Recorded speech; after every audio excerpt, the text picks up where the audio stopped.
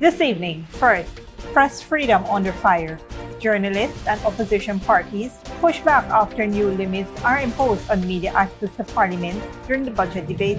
Plus, the Amerindian Affairs Minister rejects claims of neglect in Region 1, insisting services and infrastructure are improving across the hinterland.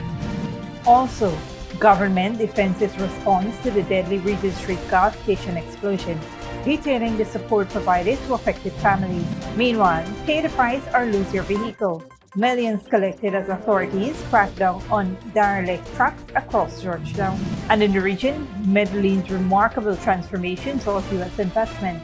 But political tensions now threaten a long-standing partnership. Those stories and more coming up. Stay with us.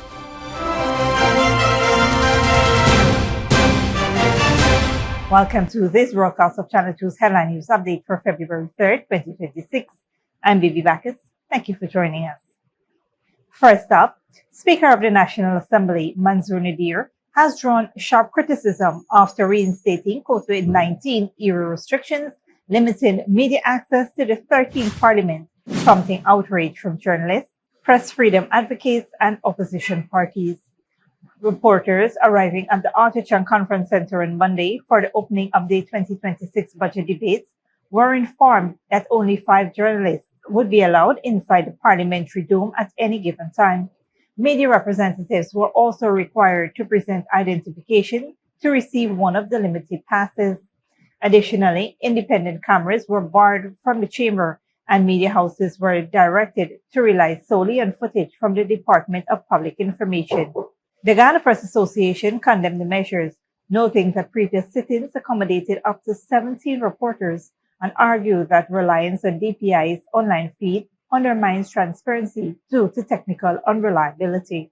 The association describes the restriction as a direct attack on press freedom and the public's right to be informed. Defending the decision, Speaker Nadir cited seating constraints, space utilization, and security concerns, saying access to parliamentary proceedings would still be maintained. However, journalists observed vacant seats in the dome during the sitting. Opposition parties, including APNU and the Forward Ghana movement, also denounced the restrictions, calling them censorship by exclusion and urging the Speaker to restore full media access immediately in keeping with democratic norms. Given that Parliament is described as the People's House, critics argue that limiting independent media access threatens transparency and accountability at a time when public scrutiny of national decision-making is most critical. On a different note, Amerindian Affairs Minister Sarah Brown-Shiddick slammed opposition claims of neglect in Region 1, insisting health services and infrastructure are not only functioning but improving across the hinterland. The Minister of Amerindian Affairs strongly refuted allegations made by an opposition member of Parliament regarding poor health services and infrastructure in Region 1, Birima Waini. Speaking to the National Communications Network during the Budget 2026 debates, Brown-Shiddick said she immediately contacted the regional health officer to verify the claims, claiming that the information presented in the National Assembly did not reflect reality. And I was reliably informed that this is far from the truth. What's happening in Moruca, it's not factual. The mortuary is functioning as we speak, and only in December there was a post-mortem done there, body was stored there. In Mabrumo, I have video evidence of the water flowing, the same thing in the Port Kaituma District Hospital. And you know, we have been advancing healthcare in hinterland over the last 5 years.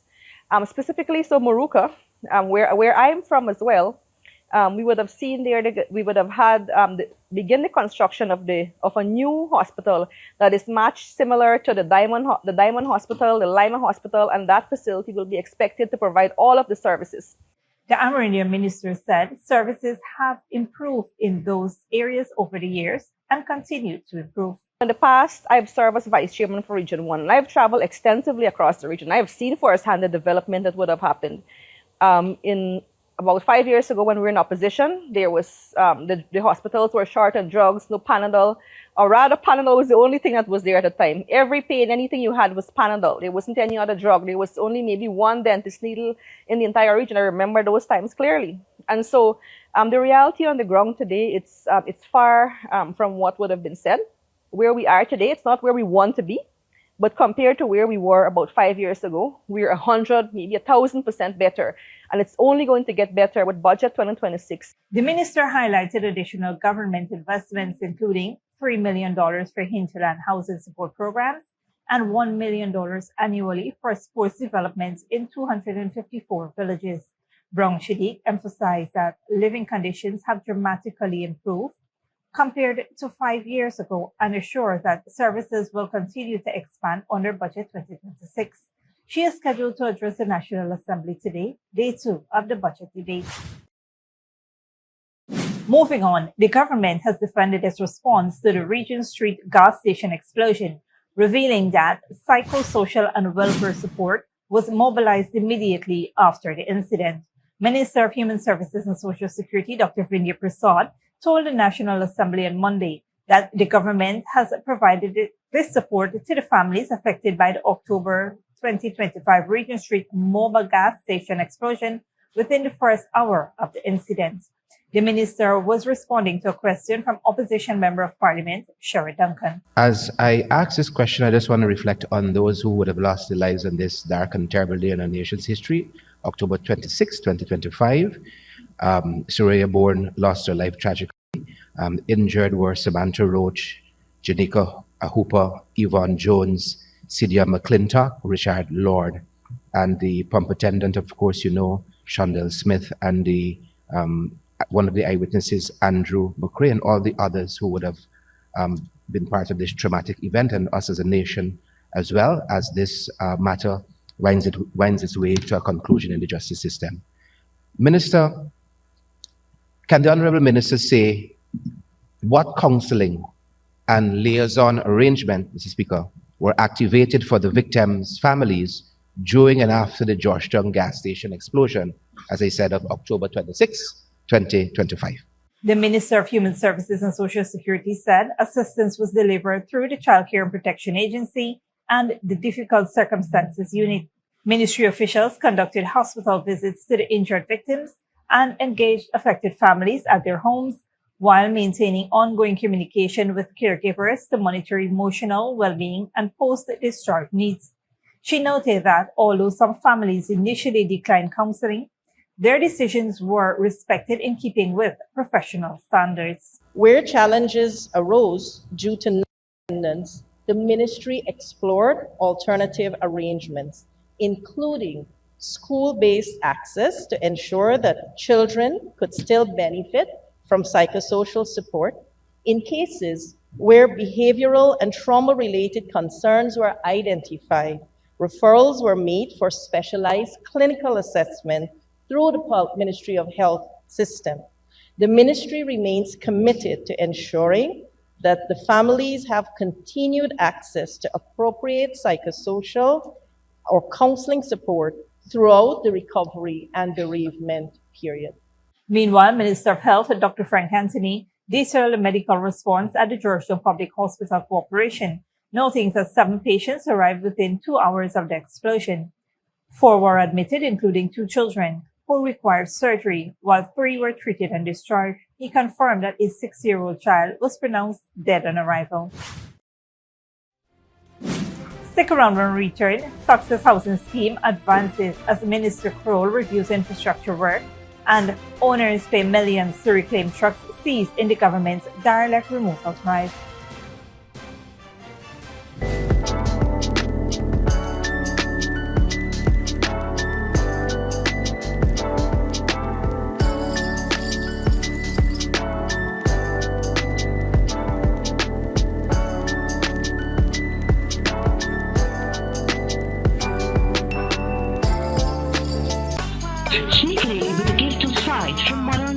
Services. Let our professional team examine and prescribe what's best for your eyes. How small make fashionable faces. See us for a full line of optical services, including brand name and prescription eyewear.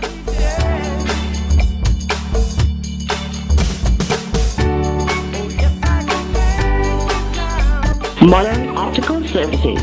316 Middle Street, Georgetown. Telephone 226-1082. Good girl, forget things. What's the problem, Granny? I want money for borrow for those surgery. I was dancing and I fall and fracture my hip. If you need some quick money, you should check Lender's Jewelry and Pawn Shop. Lender's Jewelry and Pawn Shop, Lot 238 South Road Border, Georgetown. Get jewelry made to order in just 72 hours. We also accept vehicles. Lender's, best rates, longest payback period. Boys, I get through. Plus, I could dance again. Lender's Jewelry and Pawn Shop. Welcome back. Pay up or lose it. $4.4 million fine shows the government means business in its derelict truck cleanup across Georgetown. Minister of Public Works Bishop One Edgehill has revealed that one owner paid $4.4 million to reclaim trucks seized during the government's derelict vehicle removal campaign. The vehicles had been used as barricades by Global Spare Parts and auto sales, obstructing officials at the old railway embankment behind the Guy Oil gas station in Georgetown. Speaking in the National Assembly during Budget 2026 debate, Minister Edgehill explained that owners of seized vehicles can recover them by paying a cost recovery fee, emphasizing that the government does not intend to withhold property permanently. The gentleman who refused to move his derelict vehicles has paid the $4.4 million for the removal so he could get back his trucks that he used as a barricade. And that is the penalty for lawlessness. The Public Works Minister said persons whose stuff got picked up have to come into the ministry, pay the removal cost, and then they can get it back before it is taken to the derelict dump site. Another location targeted in the cleanup was Sandy Bob and Middleton Street, where derelict vehicles were blocking recreational tarmac. The minister warned that the exercise will continue nationwide to maintain clear reserves for safety, drainage, and development. Minister Edgehill reiterated that derelict vehicles, encumbrances, and business encroachments on roads and pedestrian walkways will be removed, with unclaimed vehicles destined for the government's derelict site on the Linden-Sussex Highway. In other news, progress and performance were under the spotlight as the Minister of Housing, Colin Crowell, toured the Success Housing Scheme to assess infrastructure works and address construction delays. The minister respected ongoing works at the newly developed housing scheme on the east coast of Demerara as the development continues to deliver house lots and new homes for hundreds of Guyanese families. During the recent site visit, accompanied by engineers from the Central Housing and Planning Authority, Minister Crowell assessed infrastructure works and addressed issues raised by the ministry. This scheme includes more than 700 allocated house lots, with first phase infrastructure such as roads and drainage already completed. Electrical and pipeline networks are in place, while testing of water supply connection is ongoing. We have over 130 houses, for example, under construction at different phases here in Success, and we have about 50% complete in those construction. And this is what we do at housing to bring betterment for communities and for people. Here is an area that was once considered squatting, and we've since transformed it into a community. They already have utilities of both electricity and water, and now we'll be moving to put proper road system in place. To date, government investment in the housing construction area stands at approximately $2.1 billion. Minister Crowell announced plans to build 8,000 houses this year as part of the government's wider 40,000 houses housing initiative. He also noted growing demands for completed homes over land-only allocations, prompting the ministry to explore modular and prefabricated houses designed to improve efficiency and meet nationwide demand. The Housing Ministry says works at the Success Housing Scheme will continue to be closely monitored as the government pushes ahead with its expanded housing drive to meet growing demand and deliver completed homes to Guyanese families. Don't go away after the break. What's inside the latest release of the Epstein files? And Scottish plastics plant closure exposes green transition job gap.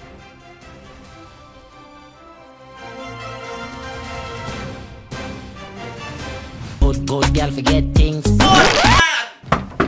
What's the problem, Granny? I want money for borrow for those surgery. I was dancing and I fall and fracture my hip. If you need some quick money, you should check Lender's Jewelry and Pawn Shop. Lender's Jewelry and Pawn Shop, Lot 238 South Road Border, Georgetown. Get jewelry made to order in just 72 hours. We also accept vehicles. Lender's, best rates, longest payback period. Boys, I get through. Plus, I could dance again.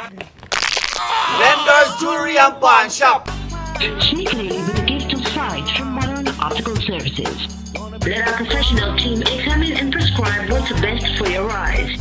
How smiles make fashionable faces. See us for a full line of optical services, including brand name and prescription eyewear.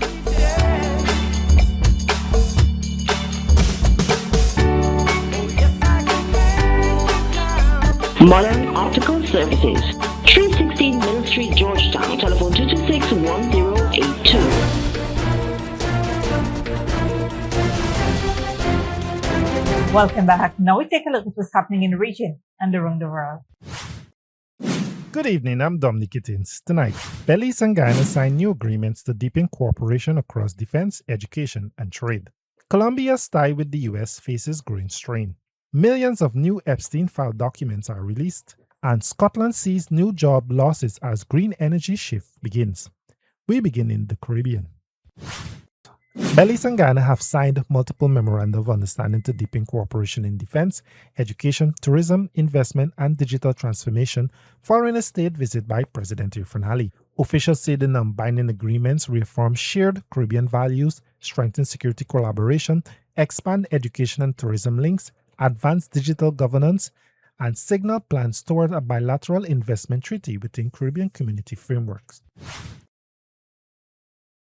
Medellín has transformed from a city once synonymous with drug cartels into a hub of innovation and business, attracting significant U.S. investment and trade. However, the long-standing partnership between Colombia and the United States now faces strain as Presidents Gustavo Petro and Donald Trump clash over migration, drug policy, and regional politics. Al Jazeera's Alessandra Rampietti reports. Medellín has reinvented itself as a city of innovation, far removed from the era of drug cartels and violence. Skyscrapers and businesses are rising, fueled by a welcoming investment climate and strong ties with Colombia's largest trading and security partner, the United States. Going to Venezuela. But that special relationship is under strain. President Gustavo Petro and Donald Trump have clashed for months over migration, drug policy, the war in Gaza, and Venezuela. The rhetoric has been sharp, visas have been revoked, and the diplomatic chill is being felt far beyond politics. Forrest Heath is the 28-year-old CEO of Somos, a fast-growing Colombian startup building a new kind of internet infrastructure from scratch and sustainable data centers fueled by hydropower. They've raised $100 million from U.S. investors, but he says the past 6 months have brought new uncertainty. Colombia is already a bit of a uphill battle to explain to people how we're building new, amazing technology in Colombia of all places. It's not necessarily that it's ruined every business opportunity we have and people are canceling contracts. It's added a level of uncertainty that makes everything more complicated and more expensive.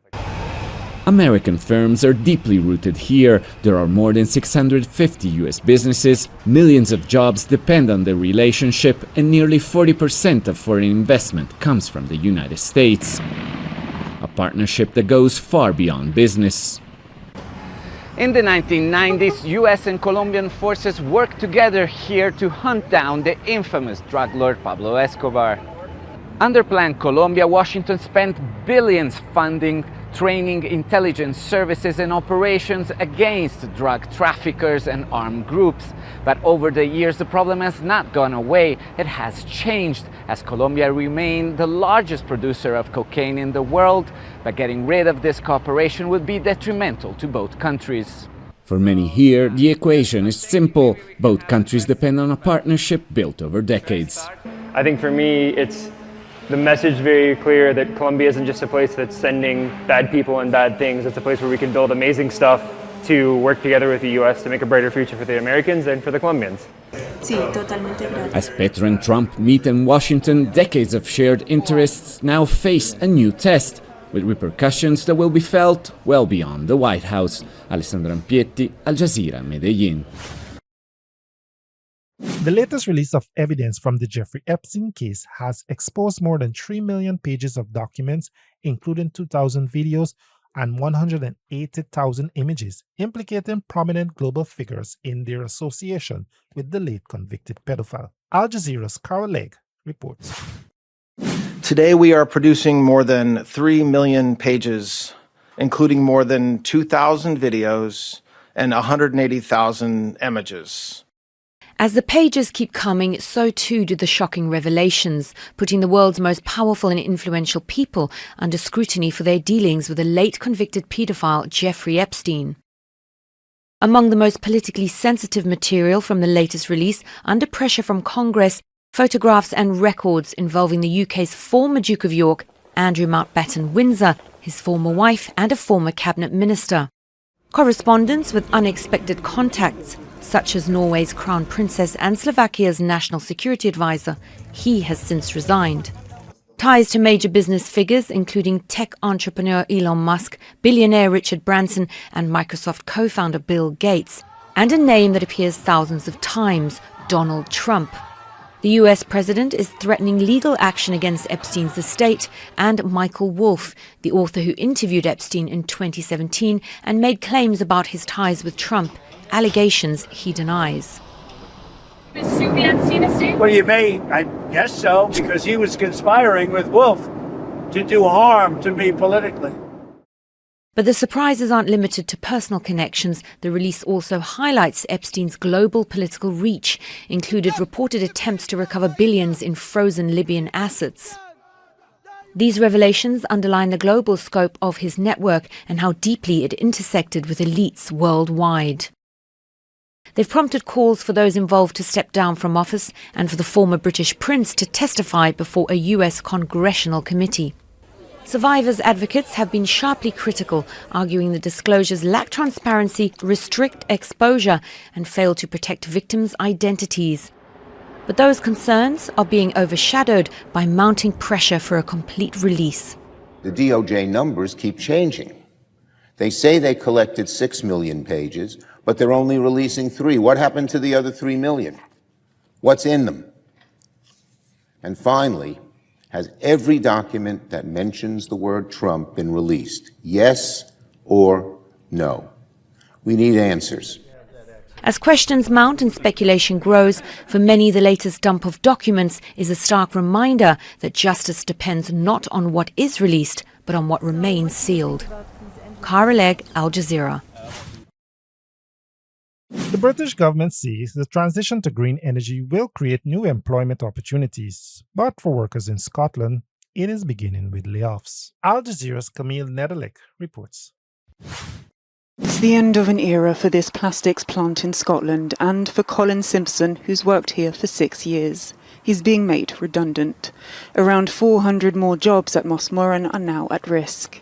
Personally, I'm not worried, but the younger guys, I'm coming up for 64 in the summer, so I'm near the end of my career.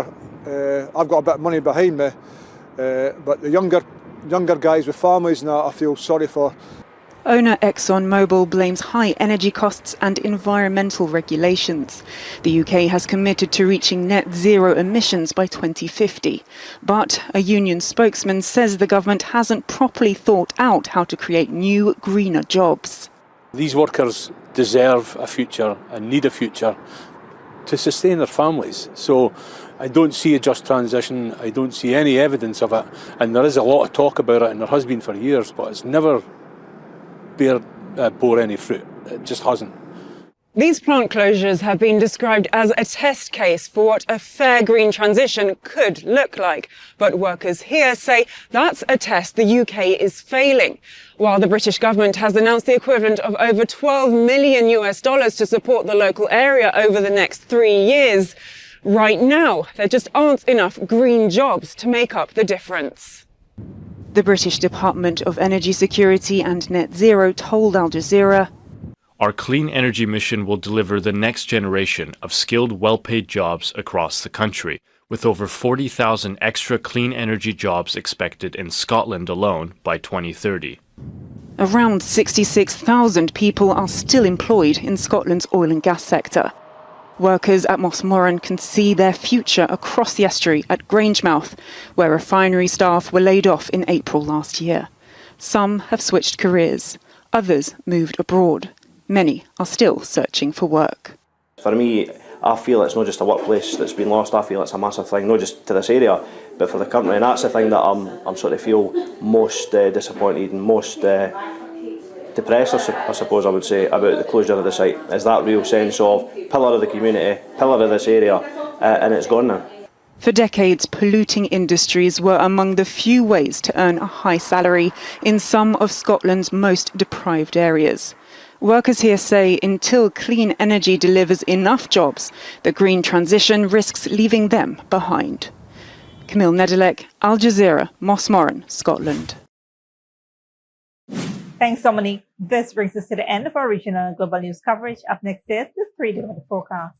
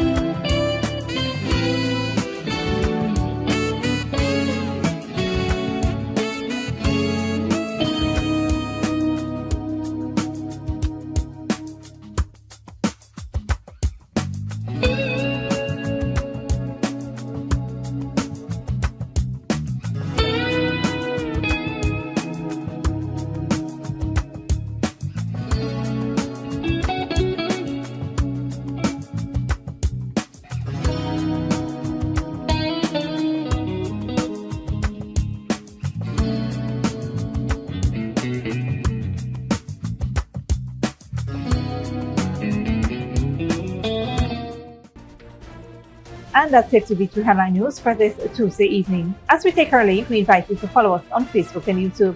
You can tune in tomorrow at 6:30 a.m. for a rebroadcast and at 7 p.m. for more news. Until then, please take care of yourselves and each other.